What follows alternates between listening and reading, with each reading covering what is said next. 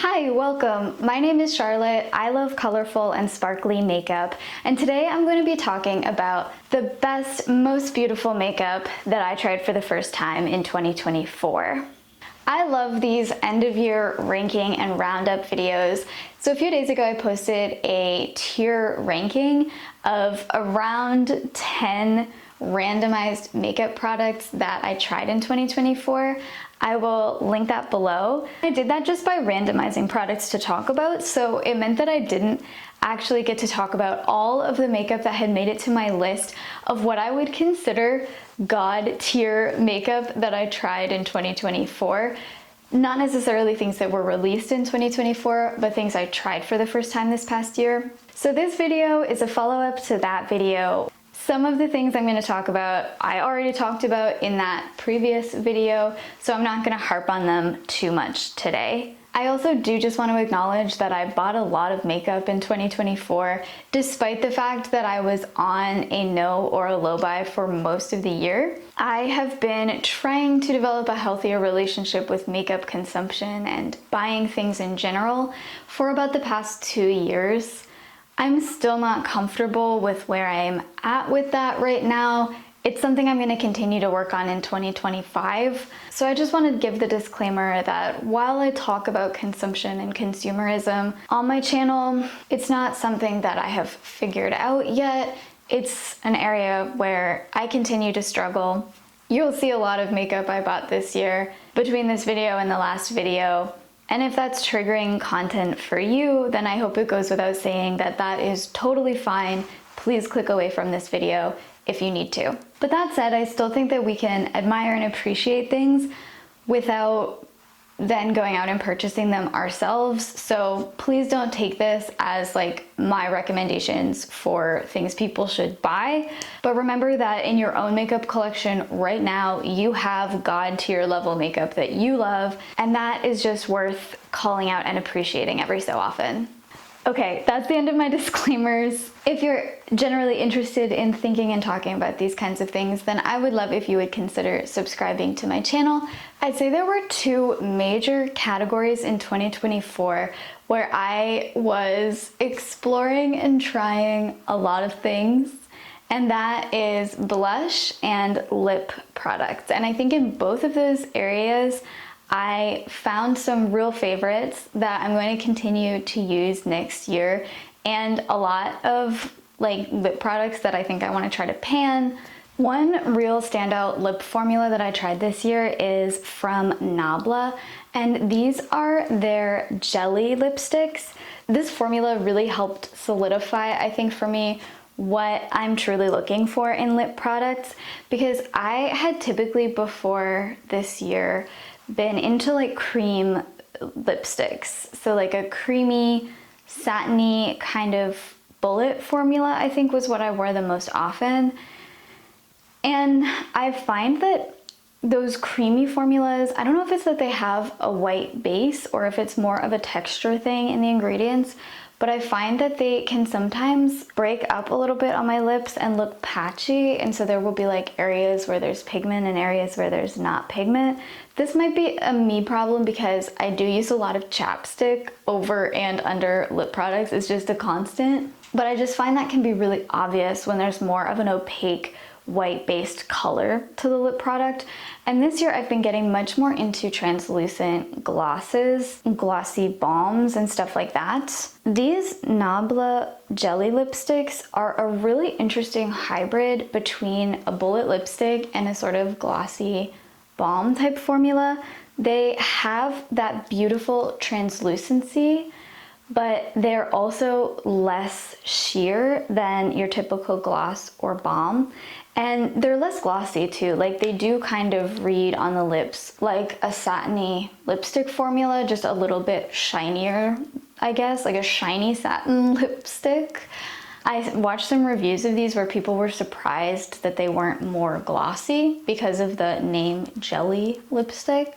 But I find that these are just a beautiful middle ground between something that's really like wet looking. Like I don't find that these look super wet on the lips, but they also just have this lovely cosmetic elegance that personally I have struggled to find in a cream bullet lipstick, and they're extremely flattering on the lips. I find that they make my lips look a little bit fuller and juicier. They smooth over lip lines pretty well, and they correct, like, I will sometimes have discoloration and texture on my lips that I like to cover up with lip products, and I find that these do that. They sort of give me that smooth canvas on my lips without adding a really heavy layer of pigment, if that makes sense. So I got the shade Lunar, which is my absolute favorite. I also love this for the shade because it's just a gorgeous neutral beige. It's my literal perfect My Lips But Better. Like, I thought I had found My Lips But Better shades, but this is literally the color of my lips. Like, it's like wearing concealer and just like perfecting my lips. It's a beautiful, beautiful beige and such a good neutral shade for pairing with like a brighter eye look. Interestingly, I've always loved the look of concealer lips, like skin tone color lips. This sort of scratches that itch for me without being as unflattering as a concealer lip can be, because I really think it just neutralizes my lips. It just takes them to this place where they look very nude and perfected. So both the color and the formula really work well for what I'm looking for. I also got this shade Ardor, which is described as like a chocolate brown, I think, or like a cocoa color on their website.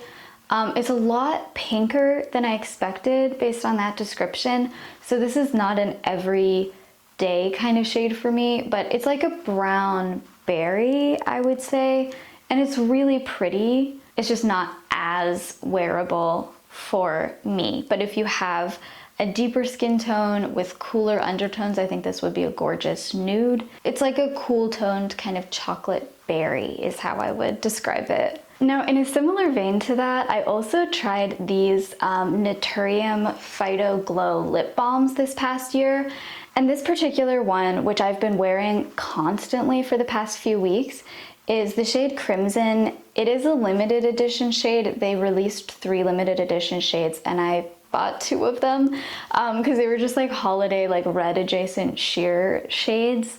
This one is the standout for me, and it's a berry-ish tone, but super, super sheer and super like dark, I would say. Like there's a lot of brown in it. It actually always surprises me when I swatch it on my hand just how sheer it looks, because on the lips it feels like it's adding so much, and yet it's also so wearable and it goes with any look. Like I said, this is a limited edition shade, but they do have quite an extensive shade range. They have like some more nude toned coffee themed shades, and then they have some brighter fruity themed shades, and I'm sure that they will continue to expand that range, so I wouldn't feel too much pressure to go out and get these limited edition shades, even though I was having some unhealthy feelings about these limited edition shades. I was getting a lot of Instagram ads for them. I kept going to the website and just like looking at them. It was not a healthy reason to buy these shades, but this one turned out to be a winner for me. And this was the first shade I tried in their formula. It's called Latte, and this is just a really sheer pink shade. I essentially use this as a neutral gloss. It really doesn't add a lot of color to my lips. If I have like discoloration on my lips or anything like that, this actually won't conceal that, whereas this shade kind of will. So this is mainly just a clear gloss, but it is a beautiful formula, and this has become my favorite gloss formula. It's just kind of got that glassy effect. This lip gloss formula being so much better than the previous gloss formulas I had tried, I think this became like god tier for me in the sense that it sort of got me a little bit more into lip glosses and balms and how flattering they could look on the lips, which ultimately, like, I'm not a big, bold lip girly. I'm usually just trying to make my lips look flattering and a little bit perfected. I'm going to take a detour into blush now, and I talked about this in my previous tier ranking video, but I actually only ranked this under the Love It category, I think, instead of God tier, which is technically the theme of this video.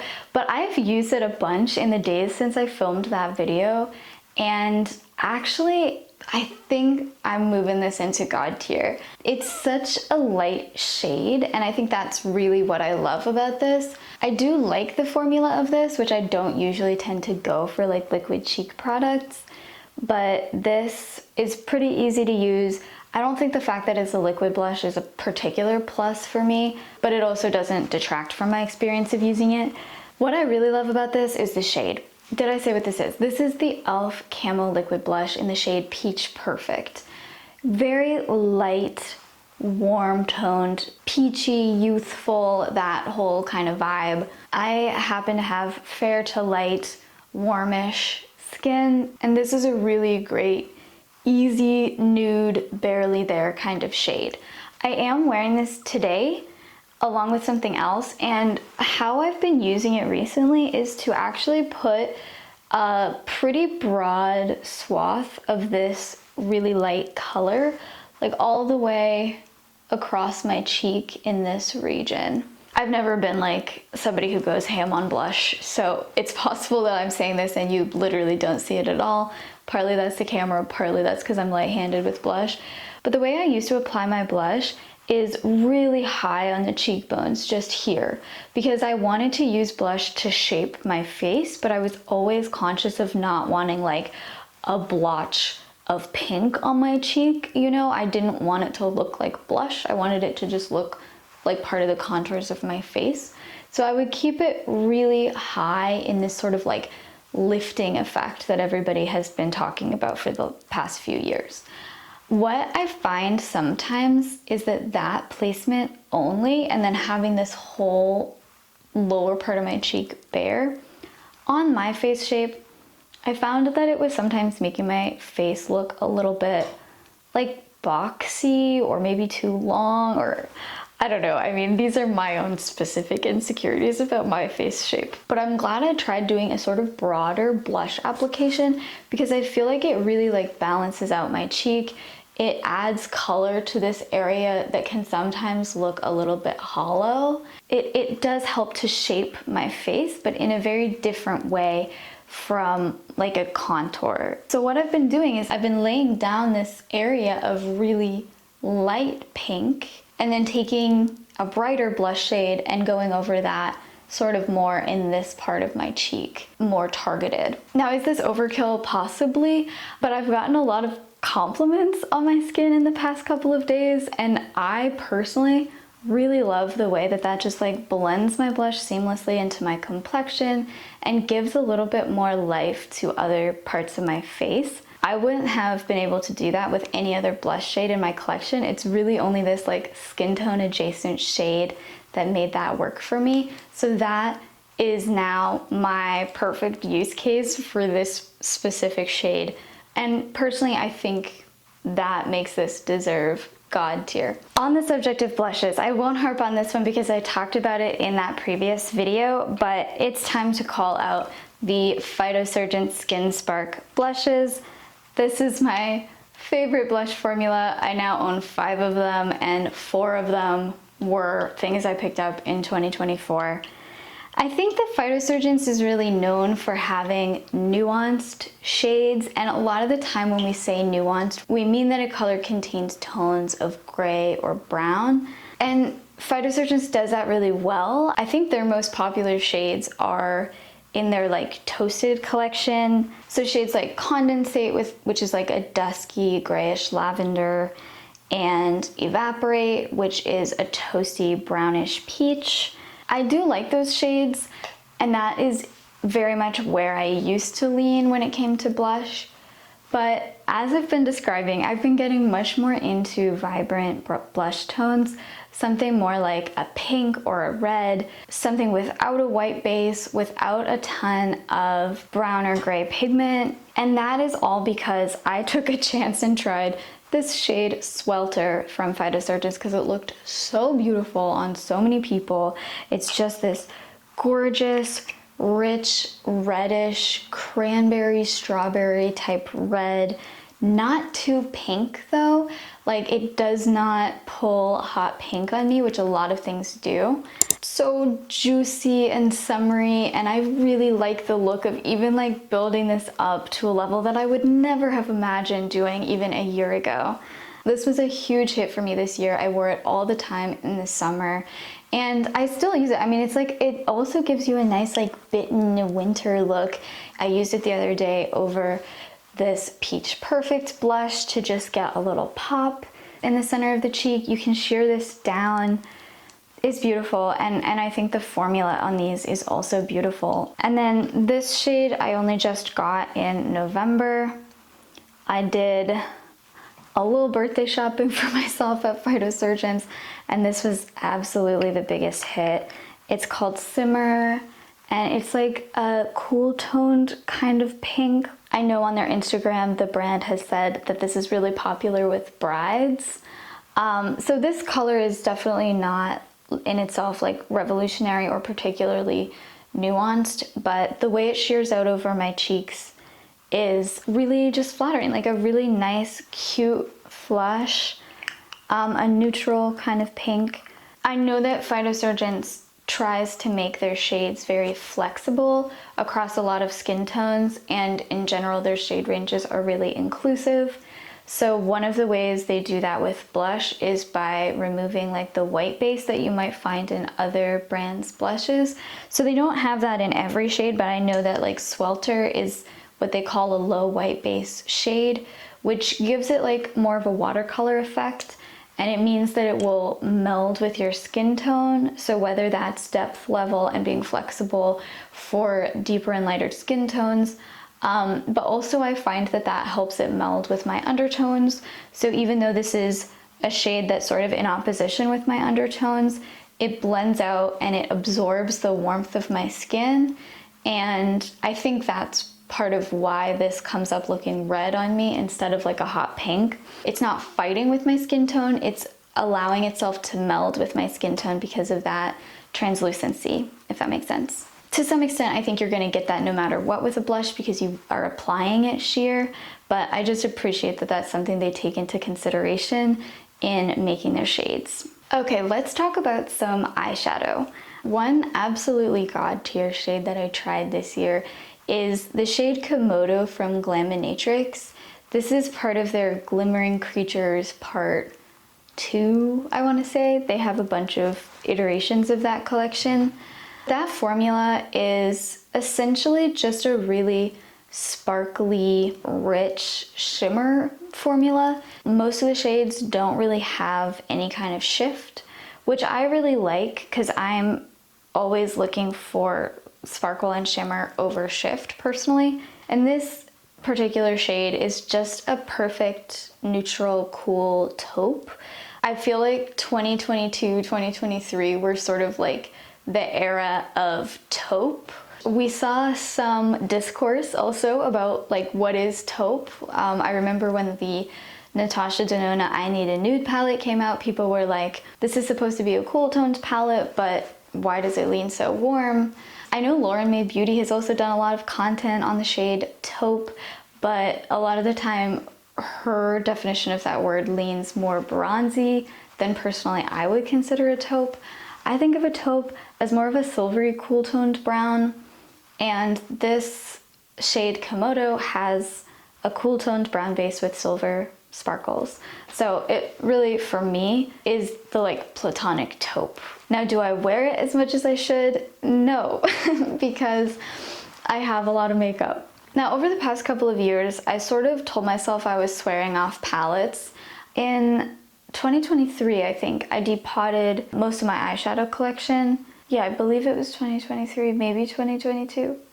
And I love having singles. Having singles is where it's at for me. That is how I think about makeup. It's how I get the most use out of my makeup, and I really enjoy making custom palettes. Palettes are much less useful to me than they were, and a lot of the time I buy palettes for specific shimmer shades and then I end up with a lot of mattes that I have dupes of and that I'm not really interested in. I told myself that I was only going to be a single shadow person. That didn't end up happening. I don't know where I fall on this now, but in 2023, I did buy a good number of palettes. One of the palettes I bought was the Oden's Eye Stone and Rock palette, and this is really just a textbook case of what I was just describing.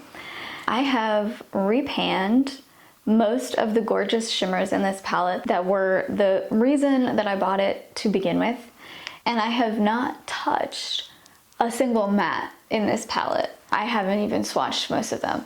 I have dupes of all these matte shades in my collection in formulas that I think, according to the reviews of this palette, are better. But I bought this for the shimmers, and I'm not gonna lie to you, I have zero regrets. The shimmers in this palette are stunning, especially for me because, like I said, I'm not a huge shifty shadow person. This does have a multi-chrome, which actually I haven't used yet, which is crazy. I just hadn't gotten around to repanning this one, and I think like that goes to show I don't pull out my palettes very often, so I kind of forgot about this one. So I need to get that out of the palette. But the ones I have pulled out, this like olivey green shade Passion, this bright gold shade Gleefulness, this mint iridescent called Frenzy, and this gorgeous, gorgeous cool toned sage sparkly shade called Cheerfulness, which is definitely the one that attracted me to the palette. I use those all the time. I'm wearing 2 of them today. I love them, and the formula really works for me too because it's a sparkle formula. It's not a shift. It's like really all about the sparkle, and the base in those shades too is very sheer.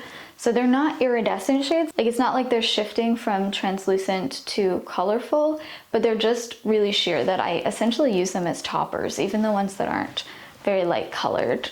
Like I have today, I have an olive green shimmer over my lids, and I've topped it with the olive green in this palette, which just adds so much sparkle and texture. That really lovely warm olive glimmer. You know, I paid the 35 or whatever US for the entire palette. I only really got 5 or 6 shades out of that I'm going to use, but it's still totally worth it to me because of how much I use those shades and just how much joy they bring me. And I do think that this palette is pretty nice too. So I hope to, after I get out the shimmers that I want to keep, I hope to eventually magnetize this palette as well.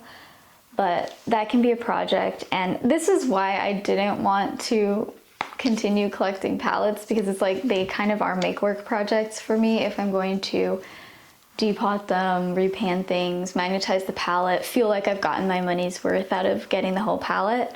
So we'll see if I get around to that. Very quick shout out to this shade Indulge Me from ColourPop. It's in their like glowing lip formula. I did talk about this already in the previous video, so I won't go into detail, but this shade and formula, it's just like a cute little peach. This has also been a huge standout for me this year. It's one of those ones that I carry around in my purse and just put on all the time, and I'm excited to one day pan this entirely. Back to blush for a moment. DandylionsCo released blushes this year for the first time. Dandelions is a small indie brand mainly known for their matte eyeshadows. I have a few of their eyeshadows. I think I like the formula of their mattes, but I don't have enough experience with them to really rave about those ones. But I really appreciate and admire the blushes that they came out with this year. They released like 25 shades or something, like a really huge, impressive blush lineup, especially for a small brand, especially for their first blush launch. And they went, I think, semi-viral for some really cool toned lavender, purple, mauve, just really offbeat kind of shades that you don't see other brands releasing. And then I know they did a follow-up holiday release that was just like purple, like straight purple. Obviously you sheer these down over your face, and I think people really appreciate the way that they look on cool undertones. But yeah, and then they also have a lot of terracotta reds in that collection. I think it really excels in the purpley shades and in the reddish shades, both of which I think have been kind of hot things that people are wanting and missing from other brands. These are powder blushes. I'm not a connoisseur of powder blushes, and even the ones I've had, which I've owned since the summer, I got this and one other shade. I don't use them a ton, and I can't really speak to how the formula compares to other powder blush formulas, but I wanted to try this shade, which is like a beige. This is the shade Coquina.